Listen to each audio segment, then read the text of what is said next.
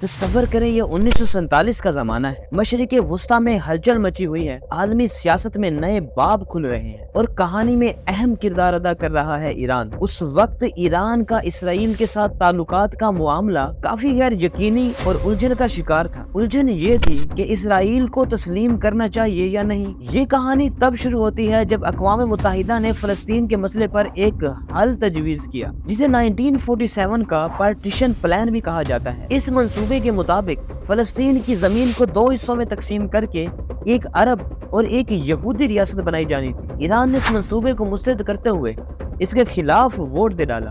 ایران کا موقف صاف تھا کہ یہ تقسیم خطے میں تشدد اور عدم استحکام کو جنم دے سکتی ہے۔ اس وقت ایران کے اندر اسلامی جذبات بہت مضبوط تھے اور فلسطین کی عوام کے ساتھ کھڑا ہونا ایران کی عوام کے جذبات کی عکاسی تھا، اور ایران کا یہ فیصلہ اس بات کا بھی عکاس تھا کہ وہ اپنے ہمسایہ عرب ممالک کے ساتھ یکجہتی کو ترجیح دے رہا ہے۔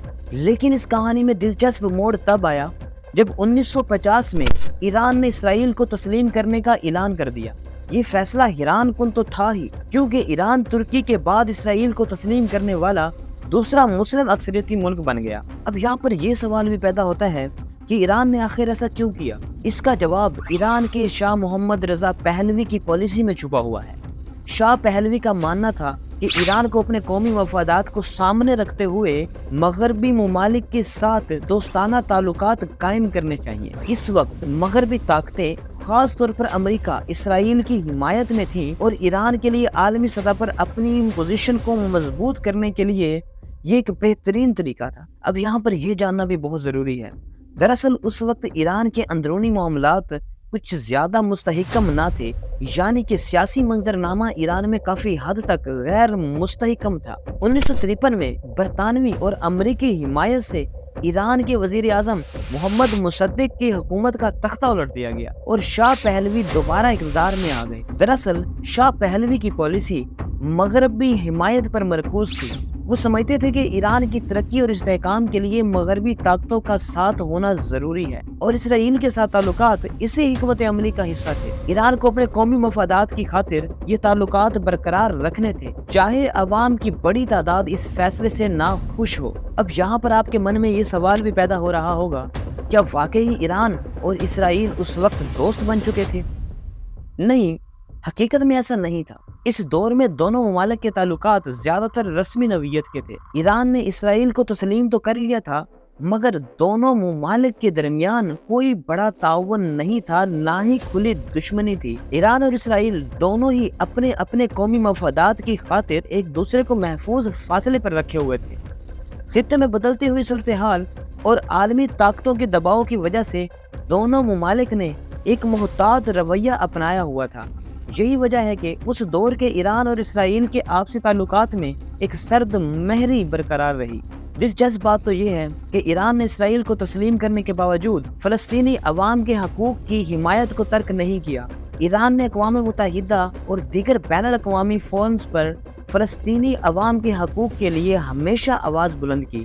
اس کا مطلب یہ ہے کہ ایران نے اسرائیل کے حوالے سے ایک درمیانی اور متوازن موقف اختیار کر کے رکھا، اسرائیل کو تسلیم بھی کر لیا اور فلسطین کی حمایت بھی جاری رکھی۔ پھر 1953 سے 1979 کے دور میں ایران اور اسرائیل کے درمیان حکومتی لیول پر غیر معمولی بہتری دیکھنے کو ملی۔ اس کے پیچھے جو وجہ مجھے نظر آتی ہے وہ یہ تھی کہ شاہ محمد رضا پہلوی کی حکومت مغرب نواز تھی۔ یہاں سے ایران اور امریکہ کے تعلقات بھی مضبوط ہوئے، اور ساتھ ہی ایران نے اسرائیل کو بھی ایک اسٹریٹجک اتحادی کے طور پر دیکھنا شروع کیا، کیونکہ ایران سمجھتا تھا کہ اسرائیل عرب قوم پرستی کے بڑھتے ہوئے اثرات کے مقابلے میں ایک مستحکم قوت بن سکتا ہے اس خطے میں۔ 1950 کی دہائی کے آخر میں ایران اور اسرائیل کے دوران فوجی تعاون کا بھی آغاز ہوا۔ ایران نے اسرائیل کو خطے میں اپنا اتحادی تصور کیا، اور اسرائیل نے بھی ایران کو مضبوط پارٹنر کے طور پر دیکھنا شروع کر دیا، اور 1960 کی دہائی میں دونوں ممالک نے کئی دفاعی معاہدے کیے۔ ایران نے اسرائیل کو تیل فراہم کیا، جبکہ اسرائیل نے ایران کو دفاعی ساز و سامان اور تکنیکی مدد دی۔ دونوں ممالک کا اتحاد نہ صرف فوجی معاملات میں بلکہ توانائی اور اقتصادی میدانوں میں بھی مضبوط ہوتا چلا گیا۔ پھر 1970 کی دہائی میں ایران اور اسرائیل نے ایک خفیہ منصوبہ شروع کیا جسے پروجیکٹ فلاور کا نام دیا جاتا ہے۔ اس منصوبے میں اسرائیل نے ایران کو میزائل ٹیکنالوجی دی۔ ایران نے اس پروجیکٹ کے لیے سرمایہ فراہم کیا اور بدلے میں اسرائیل نے جدید میزائل ٹیکنالوجی حاصل کی۔ دلچسپ بات تو یہ ہے اس معاہدے کو امریکی حکام کی جزوی حمایت حاصل تھی، کیونکہ اس وقت امریکہ ایران کو خطے میں ایک اہم اتحادی کے طور پر دیکھ رہا تھا۔ اس دور میں ایران اور اسرائیل کے تجارتی تعلقات بھی بڑھنے لگے۔ ایران نے اسرائیل کو خام تیل فراہم کیا اور اسرائیل نے ایران کو زرعی اور صنعتی ٹیکنالوجی میں مدد دی۔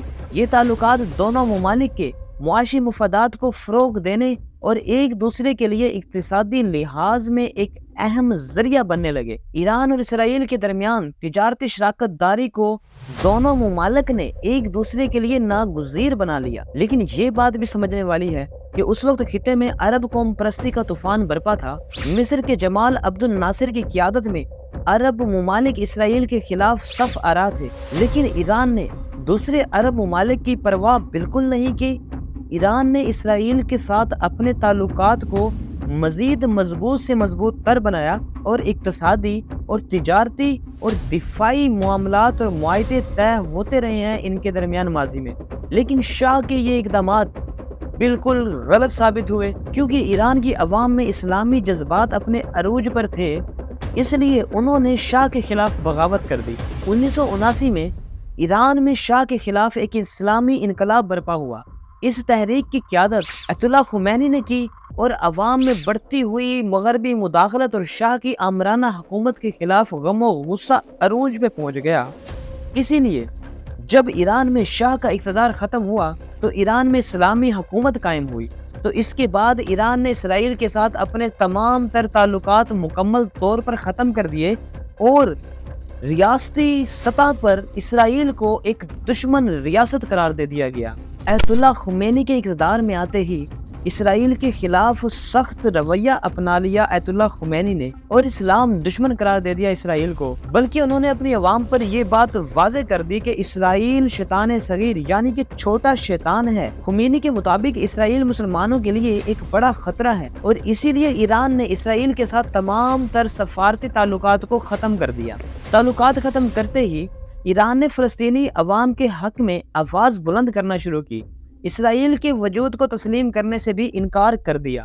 یہ انقلاب ایران اور اسرائیل کے تعلقات کے لیے مکمل تبدیلی کا پیش خیمہ بنا۔ اس کے بعد 1982 میں اسرائیل نے لبنان کی سرزمین پر حملہ کر دیا۔ حزب اللہ، جسے ایران کی مالی اور عسکری مدد حاصل تھی، اس نے اسرائیل کے خلاف گوریلا جنگ شروع کی۔ ایران نے حزب اللہ کو اسرائیل کے خلاف اپنی پراکسی فورس کے طور پر استعمال کیا، جس نے جنوبی لبنان میں اسرائیل کو نشانہ بنایا۔ یوں ایران نے اسرائیل کے خلاف براہ راست تصادم کی بجائے پراکسی جنگ کی حکمت عملی اپنائی۔ پھر 1980 میں ایران اور عراق کے درمیان ایک خون ریز جنگ کا آغاز بھی ہوا جو 8 سال تک جاری رہی۔ اس دوران اسرائیل نے عراق کو ایران کے لیے ایک بڑا خطرہ سمجھا۔ اسی آپریشن سی شیل کے تحت اسرائیل نے ایران کو اسلحہ بھیجا تاکہ عراق کو طاقتور ہونے سے روکا جا سکے۔ دلچسپ بات تو یہ ہے کہ ایران نے اسرائیل کو دشمن قرار دیا ہوا تھا، مگر خطے کی سیاست میں اسرائیل نے ایران کو وقتی طور پر ایک ساتھی سمجھا اور جنگ میں اس کی مدد کی۔ لیکن پھر ایسا ہوا کہ 1979 میں ایران نے امریکی سفارت خانے پر بھی قبضہ کر لیا۔ اس کے بعد ایران اور امریکہ کے تعلقات بھی مکمل طور پر بگڑ گئے۔ ایران نے امریکہ کو شیطان اکبر اور اسرائیل کو چھوٹا ساتھی کہا۔ امریکہ کے ساتھ تعلقات میں خرابی نے ایران کی بین الاقوامی حیثیت کو بہت متاثر کیا اور ایران نے کھل کر اسرائیل کے خلاف اپنا موقف اختیار کیا۔ اس دوران ایران نے دیگر مسلم ممالک کو بھی اسرائیل کے خلاف متحد کرنے کی کوشش کی۔ ایران نے فلسطینی تنظیموں، خاص طور پر حماس اور اسلامی جہاد کو عسکری اور مالی مدد فراہم کی۔ اس کا مقصد اسرائیل کے خلاف مزاحمت کو مضبوط کرنا تھا۔ ایران نے فلسطینی تنظیموں کو اپنا اتحادی کے طور پر تصور کیا اور انہیں اسرائیل کے خلاف لڑائی میں ایک مؤثر قوت بنایا۔ یوں ایران نے اسرائیل کے خلاف براہ راست جنگ کرنے کی بجائے پراکسی جنگ کی حکمت عملی کو مزید فروغ دیا۔ ایران نے عالمی سطح پر اسرائیل کے خلاف مہم کو جاری رکھا اور دیگر ممالک کو اسرائیل کے خلاف یکجہتی کی دعوت دی۔ دوسری طرف اسرائیل نے ایران کے بڑھتے ہوئے جوہری پروگرام پر شدید تشویش کا اظہار کیا۔ اسرائیل نے عالمی برادری میں ایران کے خلاف اقدامات کی حمایت کی، کیونکہ اس کے نزدیک ایران خطے میں ایک خطرہ بن رہا تھا۔ یوں 1979 سے 90 تک کا یہ دور ایران اور اسرائیل کے درمیان کھلی دشمنی کا دور تھا۔ ایک طرف ایران نے فلسطینی تنظیموں کی مدد کی اور اسرائیل کو چیلنج کیا، جبکہ دوسری طرف اسرائیل نے ایران کے جوہری پروگرام کو روکنے کے لیے عالمی سطح پر دباؤ ڈالا۔ ایران کی حمایت یافتہ حزب اللہ نے 1992 میں ارجنٹائن کی دارالحکومت بونس آئرس میں اسرائیلی سفارت خانے پر حملہ کیا، جس میں 29 افراد ہلاک ہو گئے۔ اسی طرح 1994 میں بونس آئرس میں ایک یہودی مرکز پر حملہ کیا گیا، جس میں 85 افراد جاں بحق ہوئے۔ ان حملوں نے اسرائیل اور ایران کے درمیان جنگ کو مزید بھڑکا دیا۔ اب دوسری طرف لبنان اور اسرائیل کی بھی جنگ جاری تھی، تو سن 2000 میں جنوبی لبنان سے اسرائیل نے اپنی فوج کو واپس بلا لیا۔ اسرائیل کے فوج واپس بلاتے ہی جنوبی لبنان میں حزب اللہ نے اپنا کنٹرول حاصل کر لیا، جبکہ ان دونوں کے درمیان چھوٹی موٹی جھڑپیں بھی دیکھنے کو ملی اور دونوں طرف جانی اور مالی نقصان بھی ہوا۔ 2006 میں حزب اللہ کے ایک حملے کے بعد اسرائیل نے لبنان میں بڑی عسکری کارروائی شروع کی۔ اس جنگ میں حزب اللہ نے ایران سے ملنے والے ہتھیاروں اور راکٹوں کے ذریعے اسرائیل پر بہت تیز اور تابڑ توڑ حملے کیے۔ جنگ کے دوران 1200 لبنانی جبکہ 160 سے زائد اسرائیلی بھی ہلاک ہوئے اور دونوں طرف بڑے پیمانے پر نقصان ہوا۔ 2007 میں اسرائیل نے شام میں ایک جوہری ری ایکٹر پر بھی حملہ کیا اور اسے تباہ کر دیا۔ کہا جاتا ہے کہ اس ری ایکٹر کی تیاری میں ایران اور شمالی کوریا نے شام کی مدد کی تھی۔ کارروائی اسرائیل کی طرف سے ایران کے جوہری سرگرمیوں کو روکنے کی ایک کوشش تھی۔ ایران نے اس عرصے میں حماس کو بھی بھرپور مالی اور عسکری مدد فراہم کی، جس کے ذریعے حماس نے اسرائیل کے خلاف غزہ میں حملے کیے۔ اسرائیل نے متعدد فضائی حملے کر کے ایران سے آنے والے اسلحے کے راستوں کو ختم کرنے کی کوشش کی۔ یہ جنگ بھی اسرائیل اور ایران کے درمیان دشمنی کی بہت بڑی وجہ بنی۔ 2010 میں ایسٹیکسینیٹ وائرس کی مدد سے ایران کے جوہری پلانٹ پر بھی ایک بڑا سائبر حملہ ہوا، جس کے نتیجے میں سینٹریفیوجز کو کافی نقصان پہنچا۔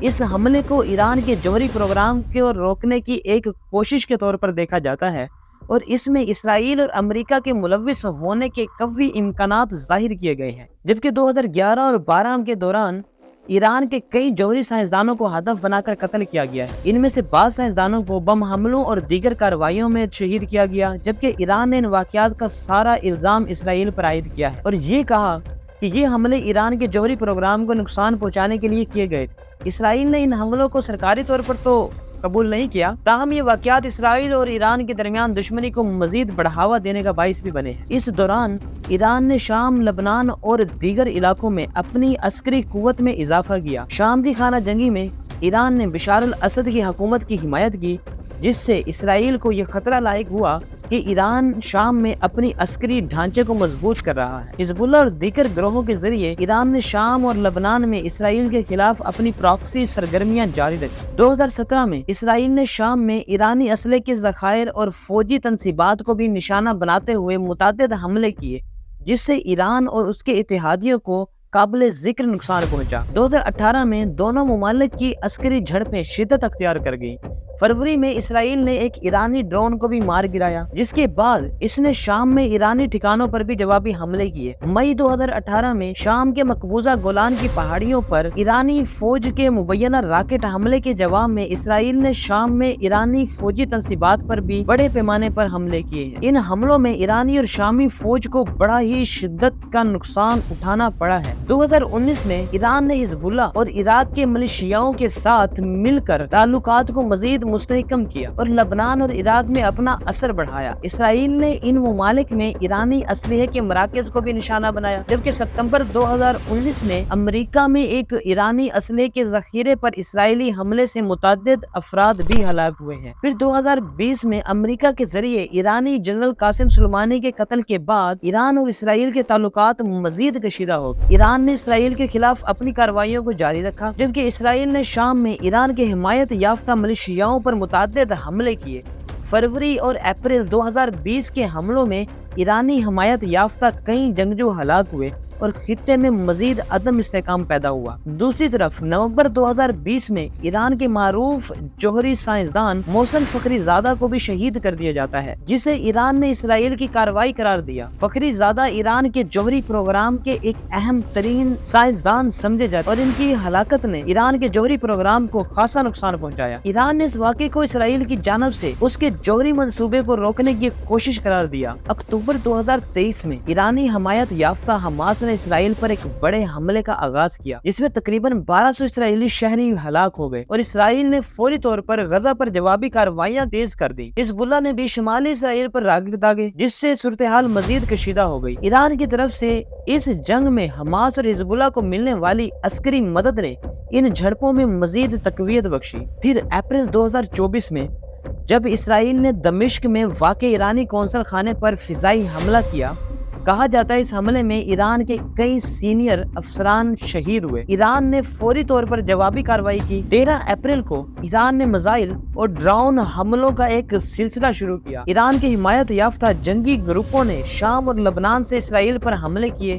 یہ حملے اتنے شدید تھے کہ اس میں درجنوں افراد زخمی ہوئے اور کئی لوگ مارے گئے۔ اگست 2024 میں لبنان کی سرزمین سے اسرائیل پر مزید میزائل حملے کیے گئے۔ اسرائیل نے جوابی حملوں میں لبنان اور حزب اللہ کے ٹھکانوں کو نشانہ بنایا، جس میں درجنوں افراد ہلاک ہوئے۔ آخر کار اتنے لوگوں کی شہادتوں کے بعد 1 اکتوبر 2024 میں ایران نے ایک بڑا قدم اٹھاتے ہوئے تقریباً 200 میزائلز اسرائیل پر داغ دیے۔ اس حملے کو ایک طاقتور پیغام کے طور پر دیکھا گیا اور اسرائیل نے فوری رد عمل دیتے ہوئے ایران کے حمایت یافتہ گروپوں کے ٹھکانوں پر حملہ کیا۔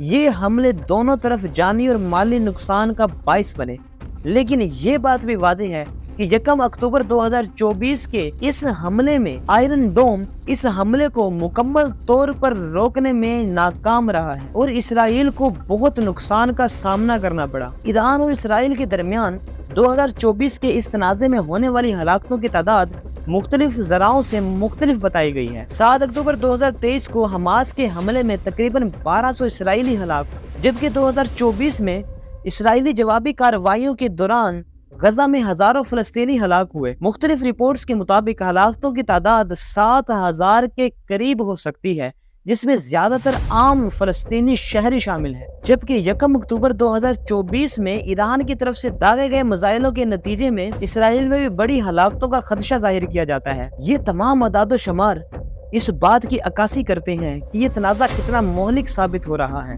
اور اس کے اثرات کا دائرہ کتنا وسیع ہے۔ اب آخر میں میرا آپ سے سوال یہ ہے کہ اس طویل تاریخ میں ایران اور اسرائیل کے تعلقات میں جو اتار چڑھاؤ آیا ہے، اس میں سب سے اہم عوامل کیا تھے جو ان تعلقات کے تبدیل ہونے میں بار بار اپنا کردار ادا کرتے رہے ہیں؟ اور 2024 میں ہونے والے حالیہ تنازع کو پیش نظر رکھتے ہوئے ایران اور اسرائیل کے مستقبل کے تعلقات کس سمت جا سکتے ہیں؟ کمنٹ سیکشن میں اپنی رائے ضرور دیجیے گا۔ اب تک کے لیے اتنا ہی۔ دیجیے اپنے ارسلان احمد کو اجازت۔ ملتے ہیں اگلی ویڈیو میں کسی نیکسٹ ٹاپک کے ساتھ۔